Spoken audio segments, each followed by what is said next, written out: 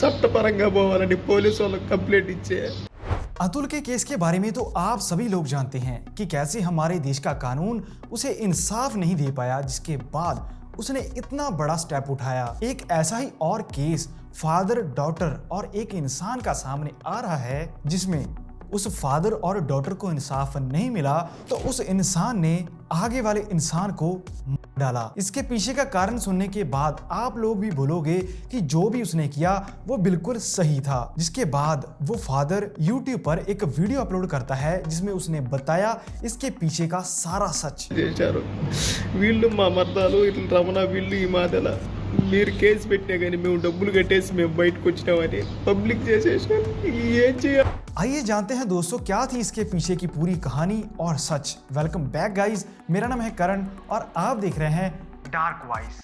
इस कहानी की शुरुआत आज से लगभग 15 साल पहले आंध्र प्रदेश से शुरू होती है, जब एक इंसान जो कि अपने रिश्तेदारों की हेल्प के साथ कुवैत में पहुंच जाता है जॉब करने के लिए, जहां पर जाकर उसे एक ड्राइवर की जॉब मिली और वो अच्छे खासे पैसे बनाने लगा। इसी बीच कमाई करने के बाद वो इंसान अपने घर भी पहुंचता। इसी दौरान उसकी शादी कर दी जाती है एक लड़की के साथ। शादी होने के बाद वो फिर वापस कुवैत चला जाता है और उसकी वाइफ यही इंडिया में रहती है। ऐसे ही 2-3 साल बीतते हैं और उनके घर एक लड़की जन्म लेती है। लड़की के जन्म के बाद उसकी मदर बढ़िया स्टडी करती है और फादर की हेल्प के साथ उसे भी जॉब मिल जाती है कुवैत के अंदर, जिसके बाद वो भी पहुंची अपने हस्बैंड के पास। दूसरी साइड बड़ी दिक्कत ये थी कि उनकी जो बेटी छोटी है उसे किसके पास छोड़ा जाए। तो दोनों हस्बैंड वाइफ डिस्कशन करते हैं, जिसके बाद वो अपनी इस बेटी को उस इंसान की सास के पास छोड़ देते हैं। ऊपर से कमाई करने के बाद वो लोग ये पैसा अपनी सास को भेजते।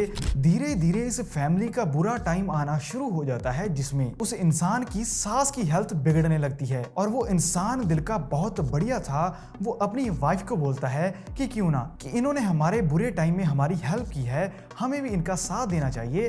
तो वो अपनी सास को अपने पास कुवैत बुलवा लेता है और वहीं रहकर दोनों हस्बैंड वाइफ उसकी देख रेख करते हैं। फिर एक इसमें भी बड़ी दिक्कत थी कि अपनी बेटी जिसे कि वो कुवैत नहीं ला सकते थे उसे किसके पास छोड़ा जाए। तो उस इंसान की वाइफ बोलती है कि मेरी छोटी बहन यानी कि उस लड़की की मासी उसके पास हम इस बच्ची को छोड़ देते हैं। तो वो लोग ऐसा ही करते हैं, वो पैसा भी हर मंथ उसकी मासी को देते और वो आगे से उनकी बच्ची की केयर करती और उसे स्कूल भी भेजती। ऐसे ही एक बार फिर से ये फैमिली बढ़िया चल रही थी। इसी बीच उस लड़की की मदर कुवैत से वापस आती है उसे मिलने के लिए। इसी दौरान वो लड़की आगे से बताती है कि मेरे साथ एक इंसान ने काम करता है और मैं इसके बारे में कुछ कर भी नहीं पा रही, क्योंकि उस लड़की की उम्र थी 12 साल। आप खुद ही जानिए कि इतनी उम्र की लड़की को क्या ही समझ होती है, ऊपर से तब जब उसके मदर फादर भी उसके साथ नहीं हैं। ये बात सुनने के बाद ही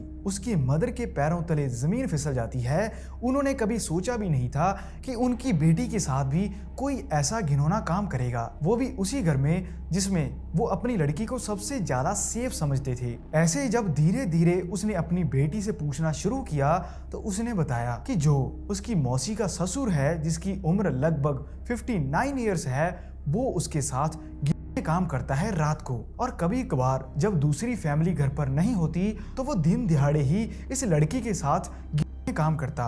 वो आगे से रोकती लेकिन वो खूंखार बुड्ढा उसकी एक नहीं सुनता और उसके साथ ये काम बार बार होता रहता। जैसे ही उसकी मदर ने ये बात सुनी वो तुरंत कॉल उसके फादर को कुवैत में करती है। फादर भी हक्का बक्का रह गया कि वो तो कुवैत में रहकर ये सोच रहा था कि उसकी बेटी सही और सुरक्षित घर में है। उसे अंदर से बहुत ज्यादा गुस्सा भी आया, लेकिन एक फादर दूसरे देश में रहकर क्या ही कर सकता था। वो अपनी वाइफ को बोलता है कि तुम अभी के अभी पुलिस स्टेशन जाओ और पुलिस वालों को इस सारे कांड के बारे में बताओ। वो ऐसा ही करती है, अपनी बेटी और अपनी बहन को लेकर पुलिस स्टेशन पहुंच जाती है। उन्होंने पुलिस वालों को बताया कि कैसे वो लोग कुवैत में रहते हैं और पीछे उसकी बहन का ससुर उसकी बेटी के साथ ये काम करता है। पुलिस वाले इस केस को तो रजिस्टर्ड नहीं करते, पर वो उसके ससुर को बुलाते हैं पुलिस स्टेशन के अंदर। जिसके बाद पुलिस वाले उस बुजुर्ग को समझा देते हैं कि तुम्हें ऐसे काम नहीं करने चाहिए। वो बेइज्जती भी करते हैं लेकिन कोई भी केस दर्ज नहीं किया जाता। दोस्तों सोचिए कि एक मदर अपनी बेटी को लेकर पुलिस स्टेशन के अंदर बैठी है कि मेरी बेटी के साथ घिनौना काम हुआ है, और ऊपर से पुलिस वाले उन्हें इंसाफ देने की बजाय, उस दोषी को अंदर करने की बजाय उसे डांट रहे हैं, समझा रहे हैं। और बड़ी बात तो तब हो गई जब वो इस बुड्ढे को धमकाकर वापस भेज देते हैं। उसकी मदर बहुत ज़्यादा परेशान हुई क्योंकि इंडियन सिस्टम से उन्हें कोई भी इंसाफ नहीं मिला। अंदर से टूटी हुई वो मदर अपने हस्बैंड को कॉल करती है और बताती है कि कैसे पुलिस ने उनकी बात नहीं सुनी और उसके ससुर को धमकाकर फिर वापस उनके घर भेज दिया। उस लड़की का फादर आगे से बहुत ज़्यादा गर्म हो जाता है और साथ में दुखी, क्योंकि उसकी बेटी को इंसाफ नहीं मिल रहा था। वो लाचार था एक ऐसी कंट्री में बैठकर जहां से वो वापस भी नहीं आ सकता था। उसने फिर अपनी वाइफ को बोला कि तुम एक बार पुलिस स्टेशन जाओ, उन्हें सीरियसली बोलो कि हम कंप्लेंट दर्ज करना चाहते हैं। उसकी वाइफ ऐसा ही करती है, अपनी बेटी और अपनी बहन को लेकर पुलिस स्टेशन पहुंच जाती है। उसने पुलिस वालों को फिर से बोला कि हम कंप्लेंट दर्ज करना चाहते हैं, आप हमारी कंप्लेंट क्यों नहीं दर्ज कर रहे।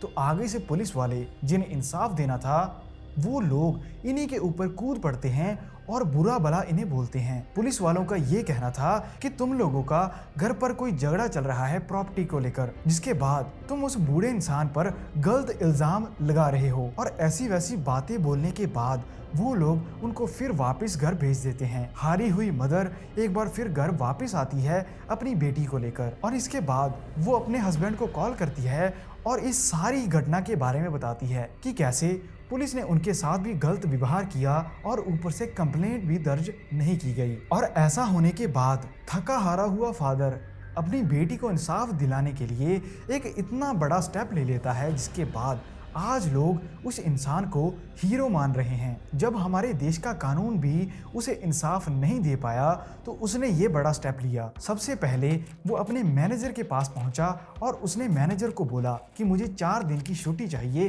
कि मैं अपनी फैमिली से अर्जेंटली मिलना चाहता हूं। तो मैनेजर उसे 6 दिसंबर 2024 से 9 दिसंबर 2024 तक की छुट्टी दे देता है। उसका फादर बिल्कुल टाइम खराब नहीं करता और 6 दिसंबर की फ्लाइट पकड़ते हुए कुवैत से सीधा चेन्नई पहुंच जाता है। उसने एक टैक्सी बुक की और अपनी फैमिली को मिलने की बजाय वो इंसान आंध्र प्रदेश की एक डिस्ट्रिक्ट में पहुंच जाता है, जहां पर उसकी बेटी के साथ काम हुआ था। चेन्नई से कुछ ही घंटों की दूरी पर जब वो ट्रैवल करता हुआ इस गांव में पहुंचा और वो अपने टैक्सी ड्राइवर को बोलता है कि मुझे यहाँ पर एक काम है, मैं जल्द ही ये काम निपटाकर वापस आता हूँ। टैक्सी ड्राइवर वेट करता है और वो इंसान सीधा उसी घर में पहुंच जाता है जिस जगह पर उसकी बेटी के साथ ये काम हुआ था। वो पहले भी इस घर में बहुत बार आ चुका था। उसे पता था कि उसकी साली का ससुर किस जगह पर सोता है जिस इंसान ने उसकी बेटी के साथ काम किया। रात के टाइम पर चोरी छुपे वो इंसान इस घर के अंदर एंटर होता है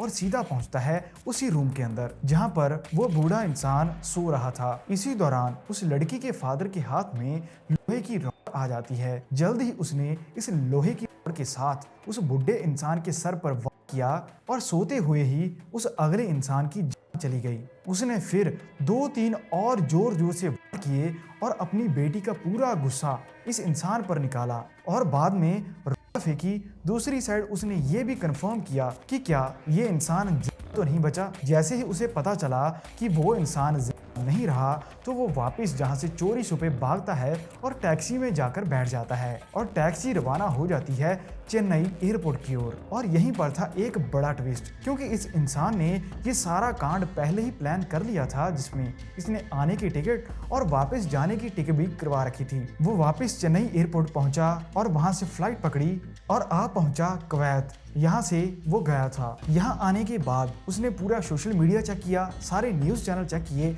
ये चीज़ कंफर्म की कि क्या अभी तक उसका नाम इस केस के अंदर आया या नहीं। पर उसे आगे से ये चीज़ पता चलती है कि पुलिस ने भी इस केस को नकार दिया है और पुलिस का आगे से ये कहना कि जिस इंसान ने भी ये कि उसका कोई भी अता पता नहीं है और ये केस बंद ही होने वाला था।